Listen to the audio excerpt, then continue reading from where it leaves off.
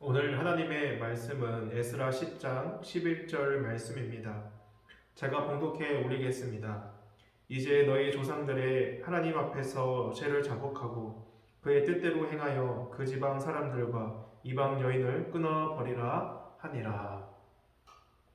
오늘 본문은 에스라 그 한 사람의 기도를 통해 이스라엘 공동체가 회개하고 또 그 죄에서 돌이키기로 결단한 그 이야기에 대해서 말씀하고 있습니다. 이스라엘 자손들이 범한 죄는 무엇입니까? 하나님께서 그만 이방 여인과 결혼함으로써 우상을 섬기게 된 죄입니다.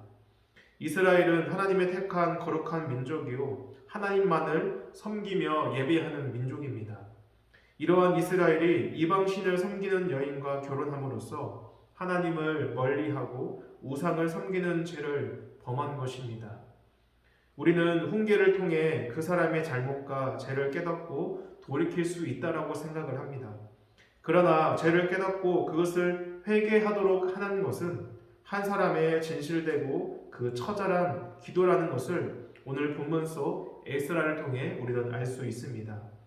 이방 여인과 결혼하여 우상을 섬긴 이스라엘 자손들의 그 죄에 대하여 에스라는 하나님의 그 전 앞에 나와 엎드려 울며 회개의 중보 기도를 올려드립니다. 그러자 에스라의 기도를 본 많은 백성들이 심히 통곡하며 그의 앞으로 모이게 되죠. 1절 말씀입니다. 에스라가 하나님의 성전 앞에 엎드려 울며 기도하여 죄를 자복할 때에 많은 백성이 크게 통곡하며 이스라엘 중에서 백성의 남녀와 어린 아이의 큰 무리가 그 앞에 모인지라. 에스라의 이 처절하고도 진실한 이 회개의 중보기도가 자신들의 그 죄의 심각성을 깨닫지 못하던 이스라엘 자손들에게 큰 영적 자극을 주어서 마침내 이스라엘 전 민족적인 회개 운동이 일어난 것입니다. 여기서 우리는 한 사람의 기도가 믿음의 공동체에 얼마나 큰 영향을 주는지를 보게 됩니다. 교회의 목사님, 장로님, 권사님 등 교회의 리더자들, 또 직분자들이 잘못을 하고 죄를 지었을 때 그것에 대해서 지적하고 옳은 얘기를 해주어야 합니다. 그러나 그 잘못된 일에 대해서 지적만 한다고 해서 본인의 그 죄를 깨닫고 돌이킨다는 보장은 없는 것이죠. 잘못하고 그 죄 지은 그 리더자, 그 성도를 지적하기 전에 오늘 본문의 이 에스라처럼 통회하는 심정으로 그를 위해서 기도하는 저와 우리 모두가 되기를 주님의 이름으로 축원합니다. 그가 자신의 죄를 깨닫고 돌이키는 그 일 역시도 성령 하나님께서 역사해 주셔야 하는 일인 것입니다. 교회와 세상에 진실된 사람이 없고 부패하였다고 한탄하거나 절망만 하지 않기를 바랍니다. 내 자신이 먼저 하나님 앞에서 진실된 성도로 서 있으시기를 소망합니다. 내가 먼저 진실한 회개의 기도를 시작하시기를 소망합니다. 하나님께서 기도하는 그 한 사람을 통해 실로 놀라운 회개의 역사, 변화의 역사를 일으키실 줄 믿습니다. 아무리 큰 절망과 그 위기의 때라도 하나님을 바라보고 그 안으로 피하는 자에게는요, 소망이 있습니다. 누구든지 하나님의 그 자비와 긍휼에 대한 그 믿음을 가지고 하나님께 나아올 때 그 안에서 새로운 희망과 축복이 시작됩니다. 우리의 진정한 희망은 어디에 있습니까? 우리가 죄로 넘어지고 하나님의 마음을 아프게 할지라도 그런 우리를 포기치 않으시고 끝까지 용서하시며 사랑하시는 하나님, 우리의 그 모든 절망 속에서 건지시는 그 하나님을 바라보고 믿는 가운데 우리의 진정한 소망이 있는 것입니다. 그러므로 아무런 소망이 없다고 여겨지는 그때에도 하나님께 나아가 하나님께 피하시기를 소망합니다. 죄로 인해 징계를 받고 아무런 빛이 보이지 않는 그때라도 우리는 하나님께 나아가야 하는 것입니다. 언제 그 어떤 상황에서도 하나님께로 피하고 하나님께 간구하는 자에겐 소망이 있는 것입니다. 3절 말씀입니다. 곧 내 주의 교훈을 따르며 우리 하나님의 명령을 떨며 준행하는 자의 가르침을 따라 이 모든 아내와 그들의 소생을 다 내보내기로 우리 하나님과 언약을 세우고 율법대로 행할 것이다. 3절의 말씀을 보면요, 스가냐라는 인물이 에스라에게 범죄한 이스라엘에게 소망이 있는 그 이유에 대해서 말을 해주고 있습니다. 이스라엘 자손들이 에스라 그 당신의 기도를 통해서 자신들의 잘못을 깨닫고 회개하여 주의 말씀을 따라서 이방인 그 아내와 그 자녀들을 이스라엘 공동체에서 내보낼 것이기에 소망이 있다는 것입니다. 이후의 내용을 보면 이스라엘 자손들은 정말로 이 스가랴의 말대로 자신의 그 이방 아내와 자녀들을 이스라엘 공동체에서 내보내게 됩니다. 아니 어떻게 그 이방인이라고는 하지만 수십 년을 함께 살아온 아내와 자식들을 내보낼 수가 있을까요? 이러한 일은요, 오늘날 상상할 수 없는 그런 일입니다.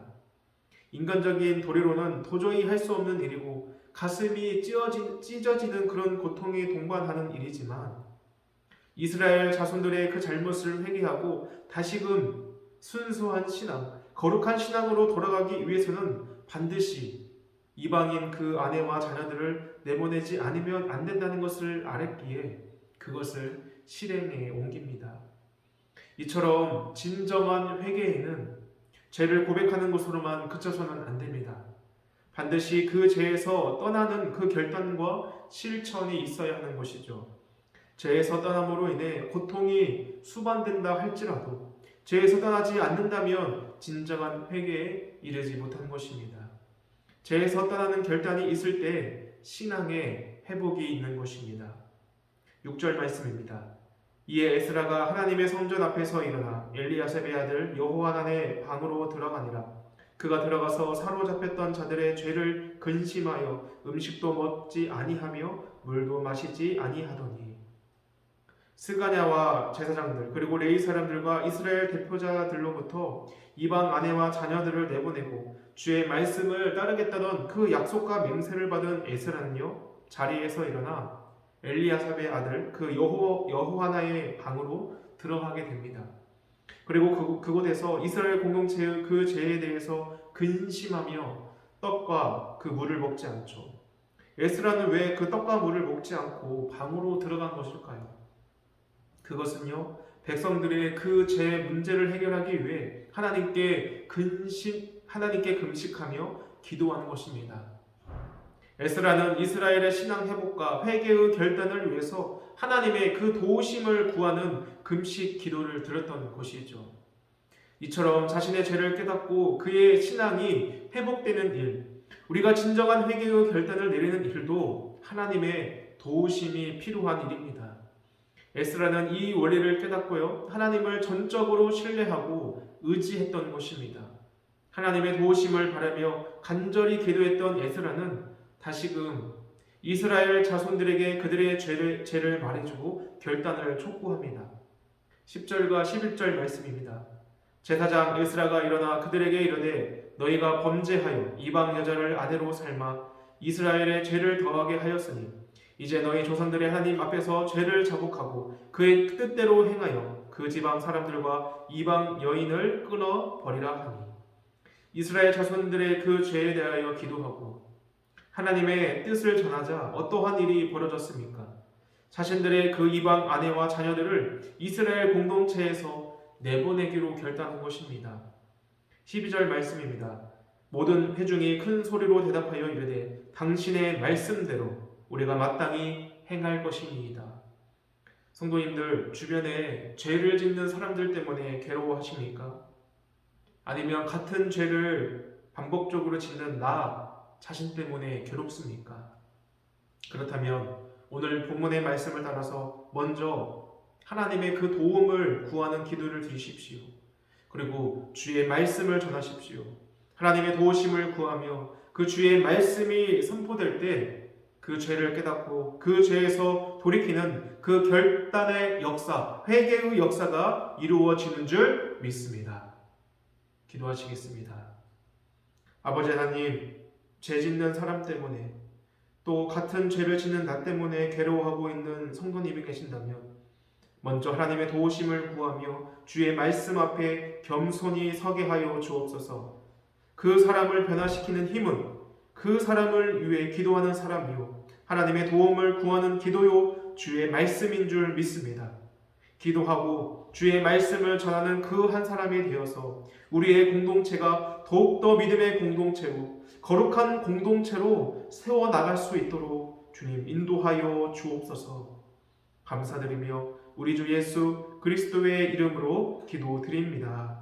아멘.